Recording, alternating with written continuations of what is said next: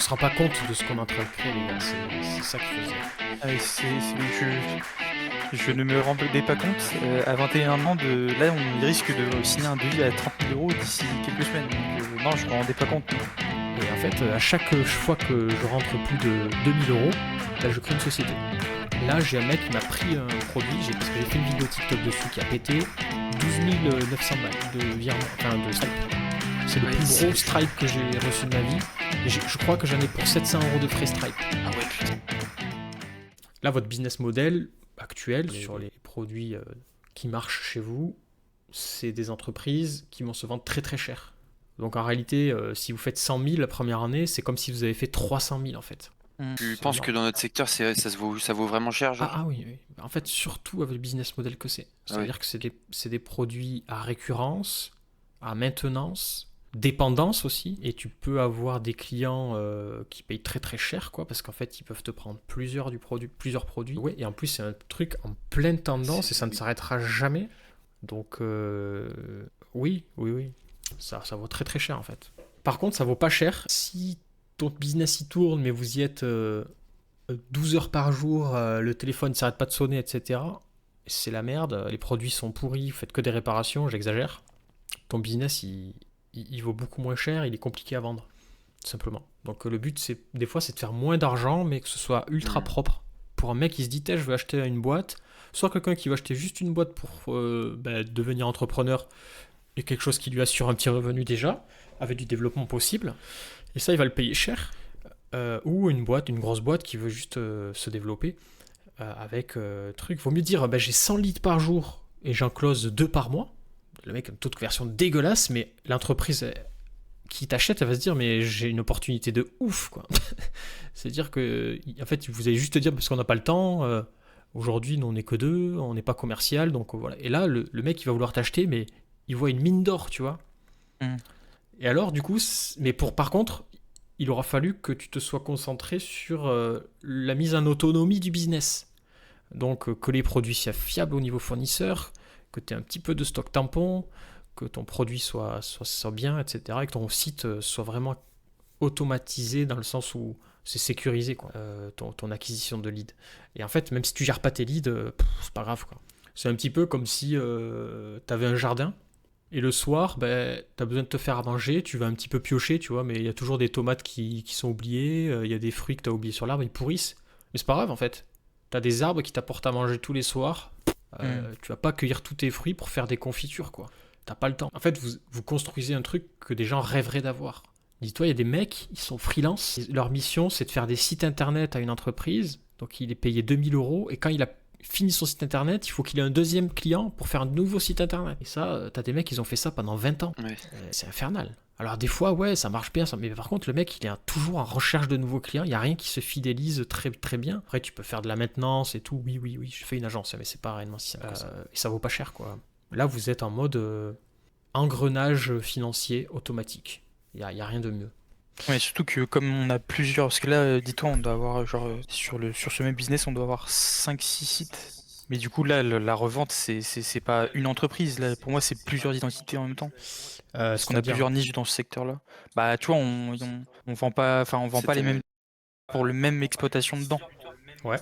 Du coup, bah, on a tellement de, par exemple, je te dis, on a plusieurs niches dans plusieurs machines. Et c'est pour ça qu'on a créé chaque niche sur un site. Et donc là, on a, genre, je crois que 6 sites sur ce business-là. Et encore, ça continue d'augmenter parce qu'on trouve des nouvelles machines à chaque fois. En fait, on regarde TikTok, on regarde les trends, on regarde des Google Trends. Et on voit les vidéos, mec, c'est un site qui est fait sur le champ. C'est génial. Après, ce qu'il vous faudrait faire, moi, j'ai fait l'inverse. Pourtant, je suis déjà niché. En fait, à la base, vous êtes dans une niche, vous faites des sous-niches, mais bon, c'est pas grave. Moi, j'aurais à votre place, mais c'est bien ce que vous avez fait, mais c'est juste que moi, je suis un peu plus flemmard. J'aurais fait un site plus généraliste, des sous-catégories. Parce qu'en fait, c'est ce qu'on a pensé au début. C'est ce qu'on faisait au début sur un site, mais je t'avoue, on n'était pas trop fan parce que mais en fait, on voyait que ça faisait pas le même résultat, quoi. Il vous faudrait. En fait, moi je dis, il faut être son propre concurrent. C'est-à-dire que rien ne t'empêche de le faire et d'avoir à côté tes petits business, tes petits sites d'acquisition de leads. C'est-à-dire que Tu peux En fait, moi, ce qui m'a fait tilt, c'est que des fois, je voyais les Chinois sur des niches à moi qui remontaient sur Google très très bien avec un site fait avec les pieds, mais sur un produit. Moi, sur mon site, j'en avais 15. Et donc, il y a distributeur 1, 2, 3, 4, 5, si tu veux. Et lui, il faisait un site sur le 1. Et lui, il rankait bien. Et en fait, je me suis dit, mais moi, maintenant que j'ai fait mon site multi-produit, je peux pas faire avec la même marque, je peux pas faire un deuxième site, tu vois. Je me suis dit, ben, en fait, je prends un hébergeur différent, adresse IP différente, je fais un autre nom de marque, et je fais un site niché sur produit 1. Et je commence à faire ça, en fait. Et la deuxième astuce que j'ai, c'est-à-dire que pour aller encore plus loin, eh bien, je vais, sur mon site généraliste, je vais donner des noms de marques à mes produits. Donc, au lieu de dire je vends une remorque 1200 par 80, je vais l'appeler la RX 1200. Et donc, c'est la gamme RX. Et donc, il y a la RX 1200, il y a la RX 1000, il y a la RX truc. Et c'est la marque RX qui est vendue sur mon site plus généraliste, tu vois. Et donc, je vais créer après le site de la marque RX. Ah ouais, putain, c'est malin ça. Et donc, après, les mecs, ils cherchent le nom du produit par sa marque. Ils arrivent sur le site de la marque RX. Et après, le site de la marque RX, tu as plusieurs façons de vendre. Soit, ça dépend aussi, d'après, ça va dépendre comment tu as déposé ton entreprise. Vu que tu n'as pas déposé l'entreprise avec le nom RX machin, en fait, RX, elle va envoyer sur le revendeur remorquefrance.com. Et donc, au fond, RX est détenu par remorquefrance.com aussi. En fait, à la fin, les mecs qui viennent sur mon site du nom de marque, je dis, allez avec France Remorque, qui est votre référent en France. Nous, on ne vend pas aux particuliers, aux professionnels, on n'a que des revendeurs attitrés. Et tu peux même automatiser ça. Alors là, je vais un peu plus loin que ce que je fais déjà, mais ça, c'est des choses que je suis en train de mettre en place. Mais tu vois, j'ai pas le temps de le faire. C'est des trucs que j'aimerais faire et j'ai pas le temps. Je suis déjà dépassé par ce que j'ai déjà. Et tu vois, on avait un peu la même idée avec Raph aussi sur ça. C'est créer un média, genre sur tout. Et en fait, faire des articles comme des ports avec Worder et faire du backlink à fond. Et même être référencé avec ChatGPT, genre quels sont les meilleurs machin. Et nous, on nous met en premier avec notre société. Comme ça, ChatGPT répertorie en fait notre société et dès que quelqu'un demande sur chat, il y a nous qui tombe dessus, tu vois. Ça, c'est du On très voulait très faire beau. ça. Et En surtout, fait, c'est ça. on pourrait faire un article sur chaque thème, par exemple, sur le. Tu vois, sur chaque truc, vraiment, genre le média France, et ça nous renverrait, ça nous pinguait du lead, etc. tout le temps. Les citernes d'eau, c'était top. Ouais, les citernes, c'était top. Et c'est un site qui tourne toujours, les gars. J'ai eu beaucoup de leads cet été. En fait, ce que vous dites, ça, je l'ai conseillé à. Alors, c'est un truc que j'ai toujours conseillé à des gens qui n'arrivaient pas à déployer leur business. Parce que je te donne un exemple, quelqu'un qui faisait de l'isolation là, extérieure. Donc, c'est quelqu'un qui est spécialisé là-dedans, sur le Discord, etc. Et lui, il a des problèmes, c'est qu'il n'arrive pas à faire de l'argent avec ça. Enfin, s'il y arrive, mais il n'arrive pas à se déployer, à diversifier ses activités là-dedans. Il est bien placé dans une ville, mais il n'arrive pas dans toute la France. Donc, je lui ai dit, c'est simple. En fait, dans ton sujet de l'isolation, tu fais un média. Mais plus qu'un média, tu fais genre une fédération.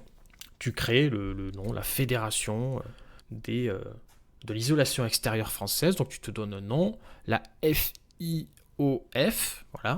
Tu te crées un site, FIOF.com. Et sur ce site, effectivement, tu as un truc actualité, blog, machin, les nouvelles aides de l'État, truc de machin. Tu as de la formation pour les pros.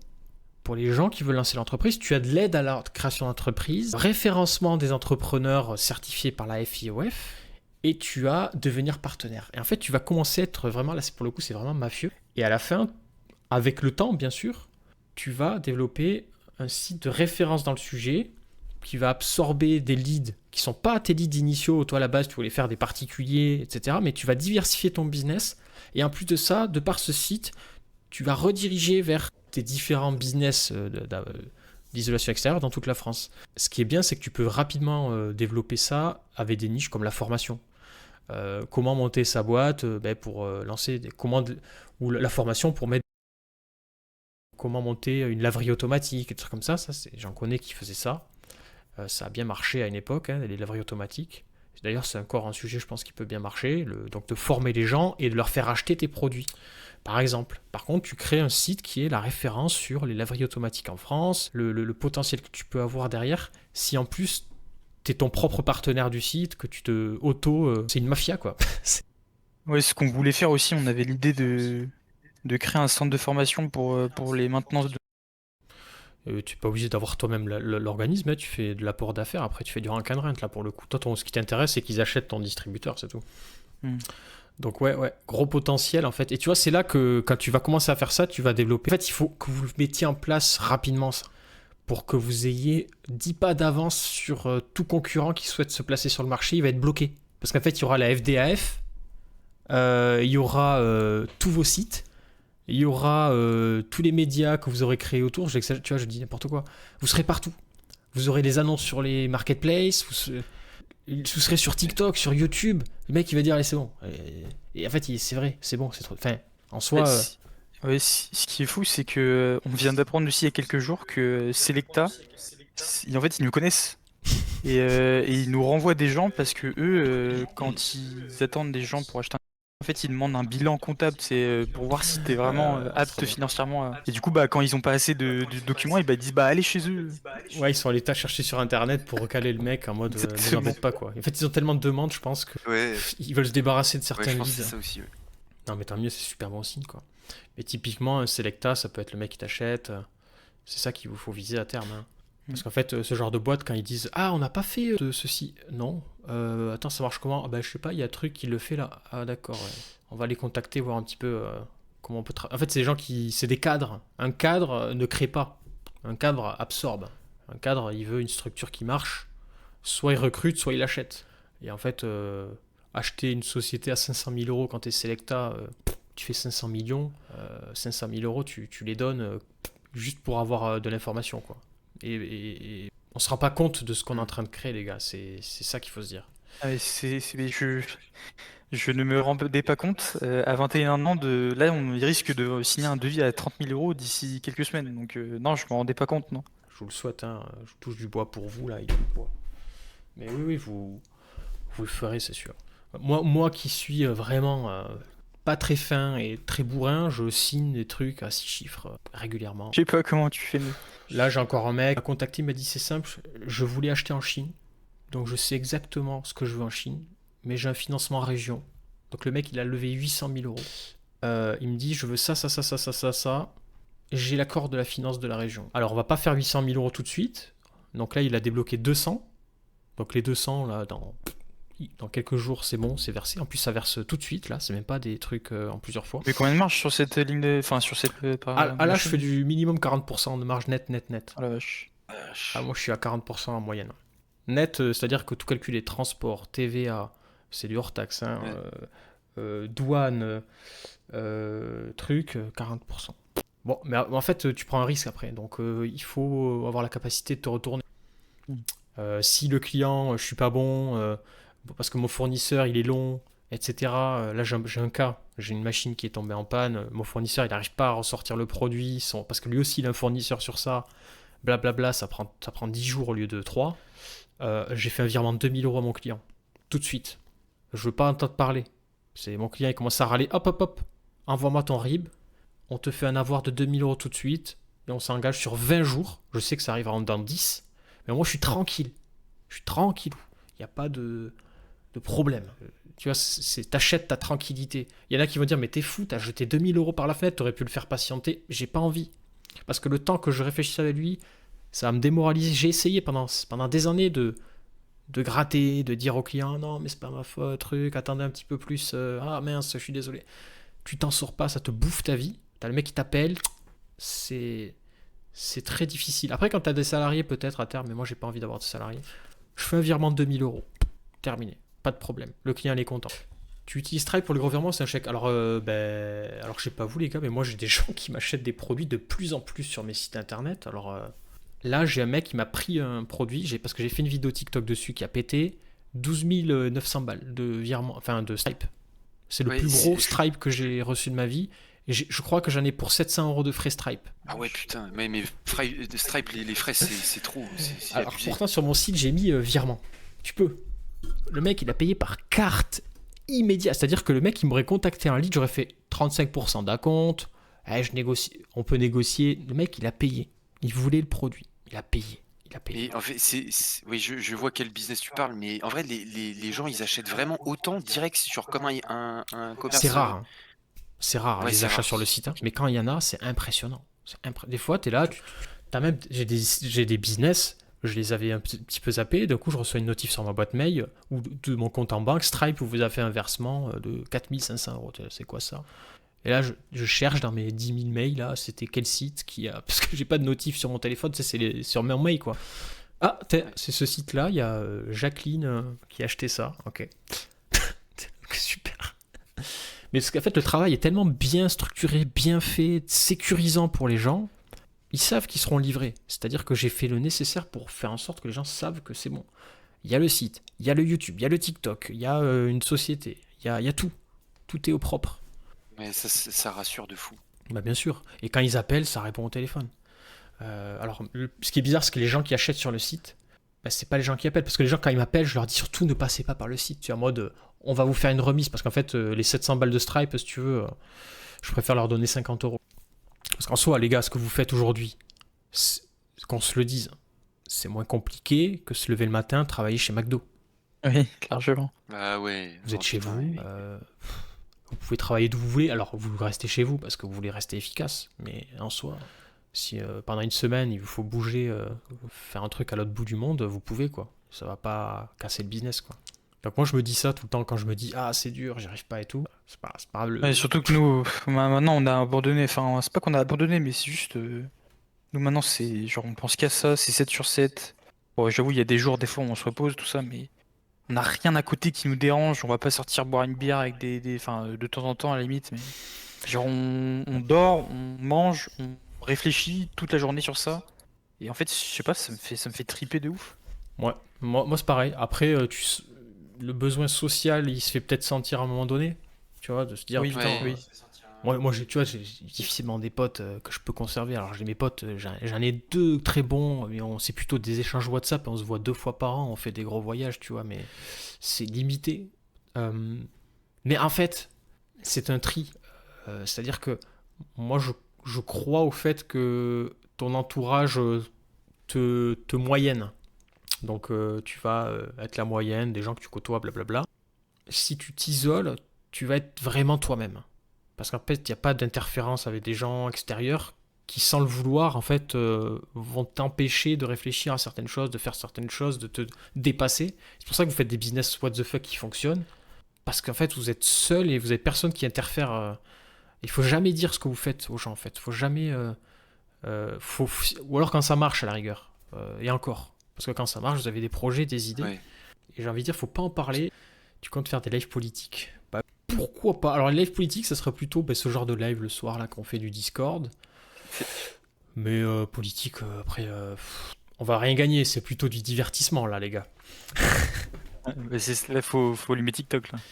Là, live politique, si tu veux, ma version, elle est raccourcie. C'est pas d'impôts et puis cassez pas les couilles, quoi. Mais non, oui, pourquoi pas. Moi, c'est plutôt fiscalité, tu vois.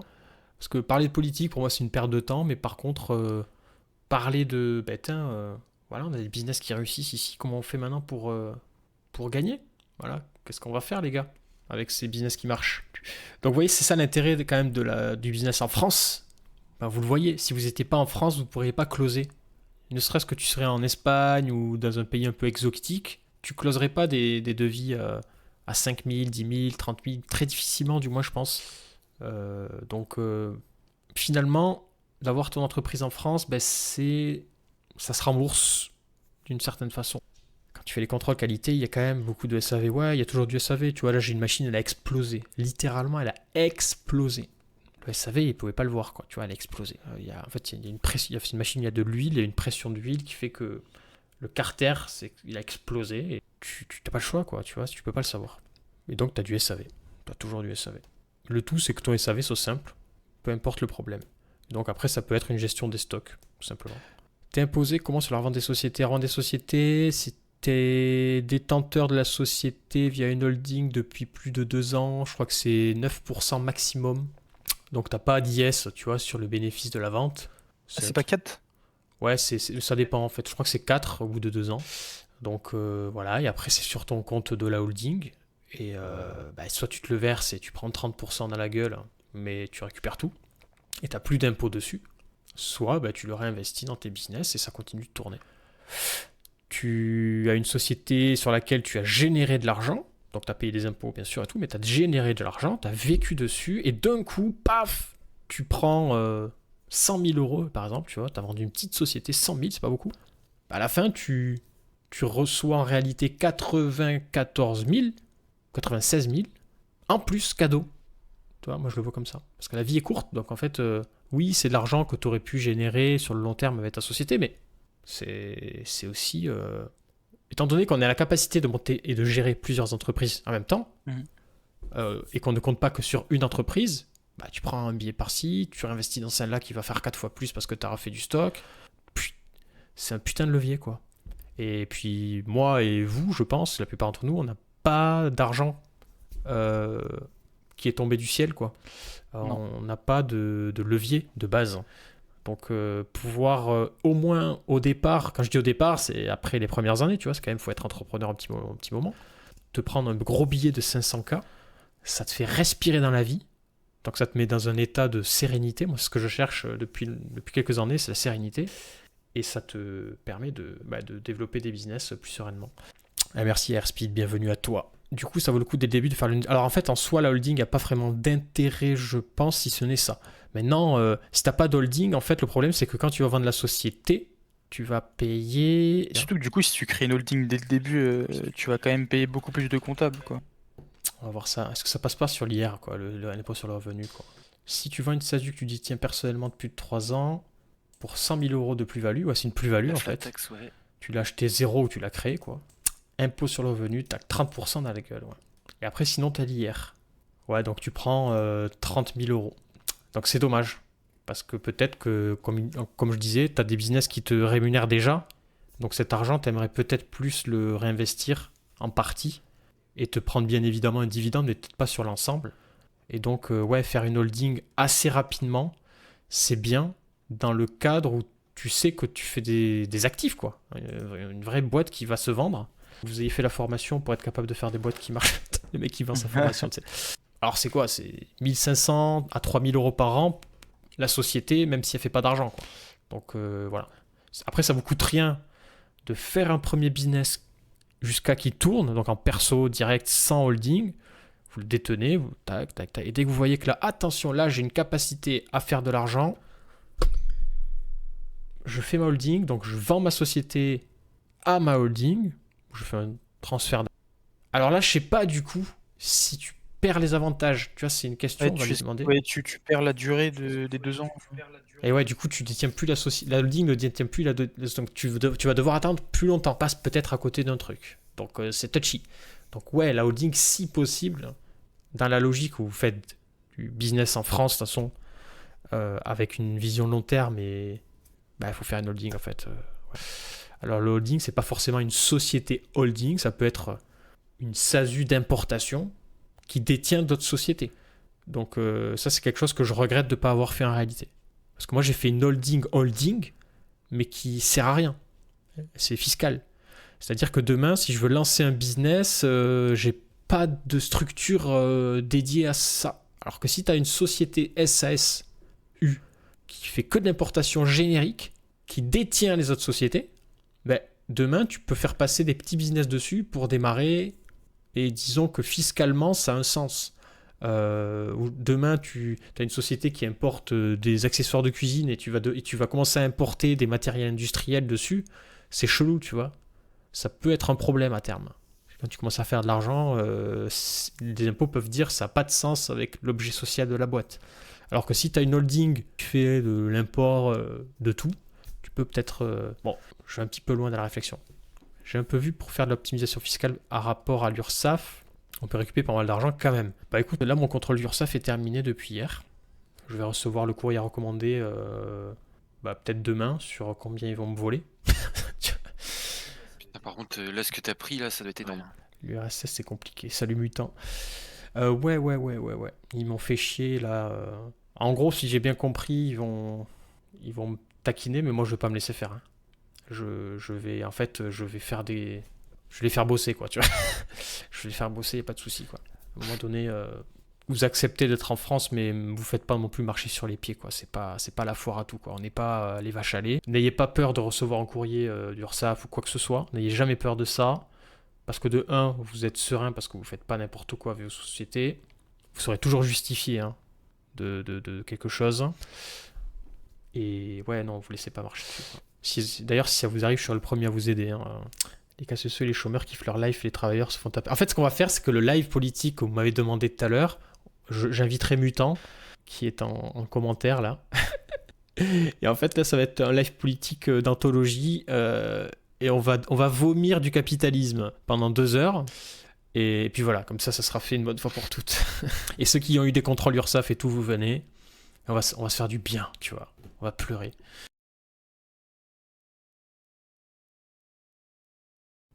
C'est de la discussion, du partage d'informations autour de mes business. C'est du business. Je viens d'organisme de formation, donc je pourrais très bien dire que ce live sert aussi à vendre des formations. Donc j'ai besoin d'un abonnement Twitch et d'un abonnement YouTube. J'ai besoin d'un micro, j'ai besoin d'un casque. J'ai besoin d'un local qui est chez moi, donc je me verse une rémunération, je me fais un bail. Le tout, c'est d'avoir une vraie histoire correcte et qui a du sens. Tu as le droit de dépenser ton argent d'une mauvaise façon. Tu peux très bien dire, j'ai acheté un micro à 5000 balles pour faire un live Twitch où on est 15 le jeudi soir.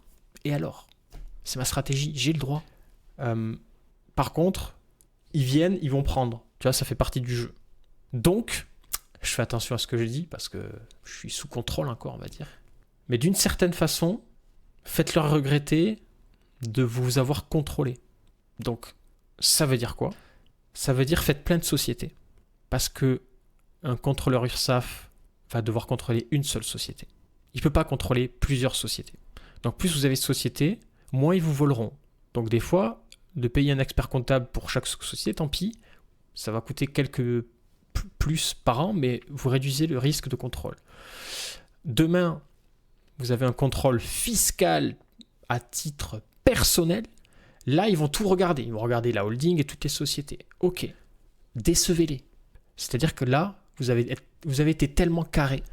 Il n'y a rien. Parce qu'en fait, du moment que vous ne vous versez pas personnellement, que votre stratégie, c'est de développer des business qui se vendront une fois, et c'est là que vous serez payé. Quand vous aurez payé votre flat tax. Et là, il n'y aura rien à dire. Tu as payé la flat tax. Tu n'as pas détourné de l'argent tous les mois en te payant le restaurant, ceci, cela. Non. La seule façon où tu vas gagner de l'argent, c'est ta flat tax quand tu vends ta société. Alors oui, tous les mois, il faut bien que tu vives, donc tu fais une petite rémunération, mais c'est tout. Donc structure holding, plusieurs sociétés au maximum. Soyez psychopathe sur les dépenses. Vous faites une dépense de plus de 50 €, vous faites un dossier carrément presque. Donc, tu as acheté une GoPro pour te filmer, pour faire des vidéos YouTube. Tu te prends en photo, toi, en train de filmer un truc. Donc, tu vois, tu as ta GoPro là. Tu te prends le téléphone, tu dis voilà, je suis actuellement en train de filmer une vidéo pour ma chaîne YouTube qui sert à tel business. Tu vois, tu filmes tes produits. Donc, tu t'es fait un shoot. Ils m'ont retoqué sur ça d'ailleurs. J'avais fait un studio photo pour des produits. Donc j'ai acheté des papillons, là, des trucs, des lumières et tout. J'avais pris un fond vert. Donc j'en avais eu pour un petit peu de sous. J'avais pris cette caméra-là d'ailleurs. Et du coup, j'ai pas pris de photos du studio quand j'avais un produit dedans. Mon studio, je l'ai plus maintenant. Je fais autrement. Comment tu expliques, comment tu prouves ? Tu vois, si vraiment un jour il t'embête, tu peux pas. Donc soyez un petit peu rigide, psychorigide. C'est la stratégie de Patrick Drahi. Le but, c'est de faire fuir les bosseurs honnêtes. Ouais. Il a 800 sociétés, Patrick Drahi, mais bien sûr. Parce qu'en fait, il a dit, mais vous savez quoi ? Moi, de toute façon, j'ai tellement de sociétés qu'aujourd'hui, j'ai un expert comptable dans ma société. Donc, si tu veux, à chaque fois que je fais une société, ça ne me coûte pas plus cher. Donc, je vais l'exploiter au maximum. Comme ça, là, il sera vraiment rentable, tu vois. Et en fait, à chaque fois que je rentre plus de 2000 €, je crée une société. C'est aussi simple que ça, quoi. Salut, Ox. Holding d'importation qui détient d'autres sociétés, objet social intéressant à mettre sur ce genre. Alors, l'objet social, les gars, c'est pas compliqué, c'est importation de tout matériel sauf matériel alimentaire. À peu près ça. Importation de tout type de produits hors produits alimentaires et combustibles. Et là, vous êtes déjà pas mal. Donc vous allez importer tout, des claviers d'ordinateur, des machines pour l'industrie, des pales d'éoliennes. Je m'en fous. Tu peux. Tu as le droit. C'est pas interdit. Si tu veux, il y a Leclerc, ils achètent, ils importent de tout. C'est une grande surface. Bah, tu es comme une grande surface. Ton objet social, c'est... Et tu crées ta holding, qui n'est pas une holding, c'est un objet social, c'est une société d'importation. Bah, tu l'appelles la foire fouille. C'est pas interdit. Mon business, c'était la foire fouille. La foire fouille, fouille, tu vois. Je suis Alibaba 2, quoi. Je suis Alibaba français. Et donc, tu as une société qui peut démarrer des business. En fait, elle aura structurellement, juridiquement le droit de commencer à tester, à vendre ça. Et quand tu as des trucs qui prennent, parce que tu as le droit d'avoir plusieurs noms commerciaux, donc plusieurs sites internet qui sont détenus par cette structure avec des noms commerciaux différents, quand ça commence à prendre, que tu fais plus de 2000 € assurément par an, tu crées une société. Oui, administrativement, c'est compliqué, mais vous ne le regretterez pas plus tard. Vous ne le regretterez pas pour toutes les raisons dont on parle à chaque fois. Vevor devient imposant. Vevor, c'est très très fort. Par contre, Vevor, vous pouvez les éclater encore une fois. Vevor, ce sont mes concurrents sur beaucoup de produits, typiquement. En fait, c'est comme Mano Mano, si tu veux. C'est, à un moment donné, quand il y a un gros qui fait de tout, c'est bon signe. C'est-à-dire qu'il fait tellement d'argent sur plein de trucs, il se dit, on va tout faire de façon massive. Toi, tu es tout petit, tu veux prendre une petite part du gâteau. Vevor, ils font des dizaines, centaines de millions. Bon, ils font des centaines de millions. Toi, si tu prends 500 000 là-dessus, c'est bien. Et en fait, tu vas même pas leur prendre à eux. C'est-à-dire que tu vas aller taper dans des produits qui vendent déjà, mais qui n'étaient pas présentés sur les bonnes problématiques pour certaines personnes, dans un cadre qui correspond.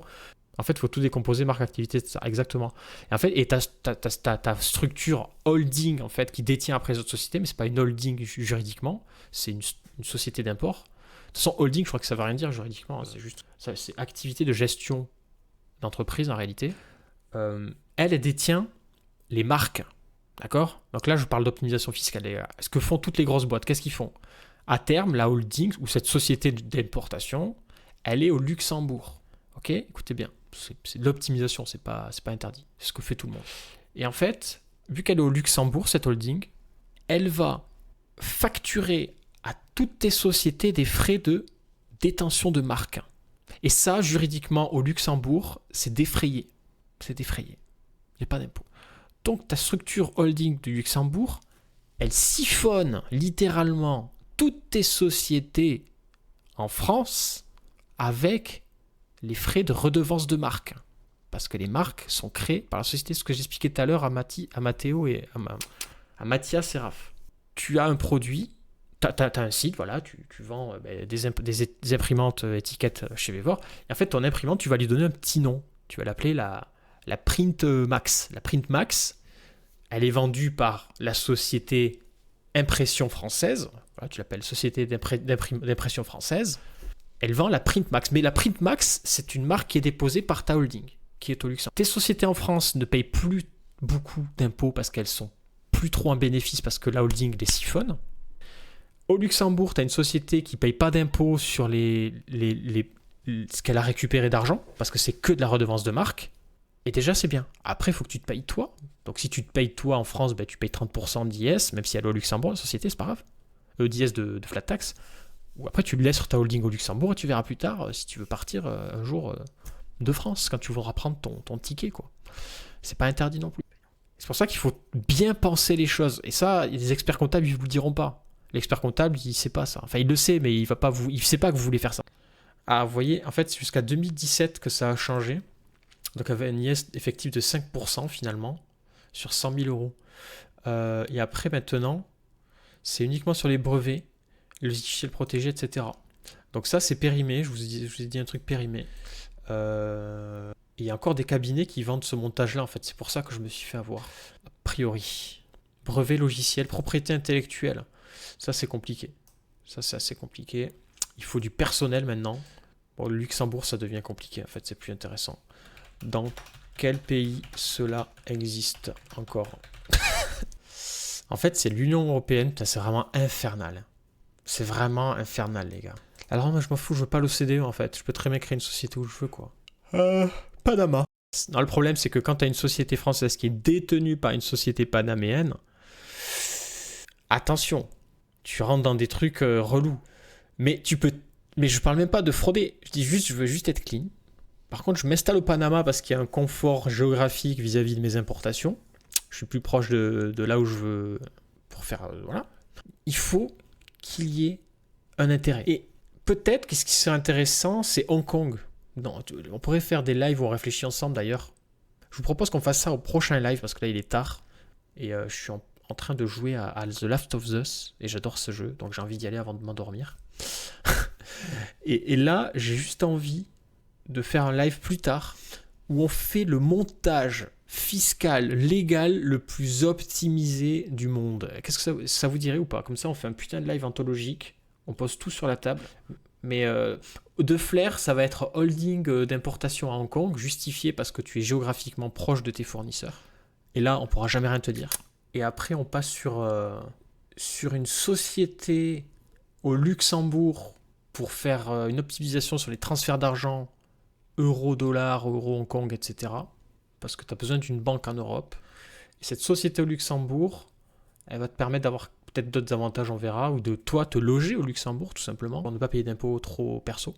En fait, il n'y a pas d'impôt sur les dividendes, typiquement. Donc, quand tu vois une société au Luxembourg, c'est zéro. Business Association est une société tenue au moins 10% pendant 12 mois, 0%, voilà. Donc, on confirmera, on regardera ça tranquillement. Mais je pense que ça, c'est un bon truc. C'est-à-dire que tu as ta société à Hong Kong qui gère les importations. Donc, elle a une utilité commerciale. C'est elle qui paye, c'est elle qui s'occupe de l'expédition des marchandises, etc. Tu peux même, si tu es malin, si tu as des trading compagnies avec qui tu travailles, tu les embauches dessus. Tu vois, tu leur fais une petite rémunération pour dire qu'il y a des salariés. Tu arrives au Luxembourg, à tout moment d'aller vivre toi personnellement au Luxembourg, quand tu vas vendre tes sociétés qui sont françaises, et donc tu vas les vendre à ta société luxembourgeoise qui les détient, et tu ne payeras pas d'impôt sur les dividendes. Donc si tu vends ta société 500 000, tu as 500 000 euros sur ton compte en euros au Luxembourg. On va creuser ça dans un prochain live, les gars. Go pour ce live, ouais, carrément.